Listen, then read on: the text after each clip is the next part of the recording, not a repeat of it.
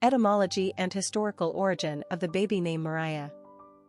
Moriah is a place name derived from the Bible. It's the mountain where Abraham offered his son Isaac as a sacrifice to God, Genesis 22 verse 2. Later on in the Bible, Mount Moriah is identified as the place where the Temple of Jerusalem is erected by Solomon, 2 Chronicles 3 verse 1. Not only that, but Moriah is an important holy site for Muslims as well. The rock upon which Isaac was sacrificially laid by his father Abraham is believed to be the same rock from which Muhammad ascended to paradise in Islamic tradition. We think it's pretty safe to say that was one significant and sacred rock up there on Mt. Moriah. From an etymological perspective, there is no certainty as to Moriah's root meaning, although there is plenty of speculation. We do know the name comes from the Hebrew Moriah and possibly means seen by Yahweh in reference to the nail-biting near sacrifice of Isaac upon the mountain. In the same vein, others theorize it means place of fear or place of vision. In reference to the temple location, others conjecture Moriah means teaching place or place of worship. Still others believe it means place of myrrh, from the Hebrew word mor, or place of the Amorites, an ancient Mesopotamian tribe. Regardless, Mt. Moriah has meaning enough alone across all three monotheistic religions, which makes this name sacred and holy from several perspectives. All of the guesswork regarding Moriah's true etymology seems secondary to the events which took place on that holy mountain. Personality of the girl named Moriah. The number one personality is a leader, strong and competitive. They are willing to initiate action and take risks. One personalities work hard toward their endeavors and have the ability to apply their creative and innovative thinking skills with strong determination. They believe in their ability to succeed and are too stubborn to be hindered by obstacles. Ones meet obstacles head-on with such mental vigor and energy that you better step aside. They resent taking orders, so don't try telling them what to do either. This is an intensely active personality, but they are also known as starters rather than finishers. They have a propensity to become bored and will move quickly to the next project if not properly challenged. They are the ones to think up and put into action new and brilliant ideas, but they are not the ones to stick around and manage them. This personality has an enthusiastic and pioneering spirit. They are distinctly original. Popularity of the girl named Moriah.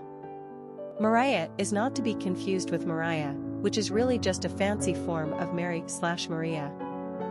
Moriah is an actual place name referenced in the Bible and important among Christians, Jews, and Muslims alike. For that reason alone, we give this name a resounding thumbs up. Although ancient in terms of its location, Moriah is quite new as a female given name in the United States. She first reared her lovely head on the American female naming charts in 1988. Pretty quickly Moriah rose to levels of mild moderation, but her success was only fleeting. Today the name is rarely used, but still hanging on to the charts. Moriah is a great name choice for the religiously obedient. Despite its primordial existence during a period of history when God routinely spoke directly to his minions, Moriah still somehow feels fresh and modern as a female personal name. It's different, but it works. Nicknames could include Amo and Mori. Quick facts on Moriah. Gender, girl. Origin, Hebrew.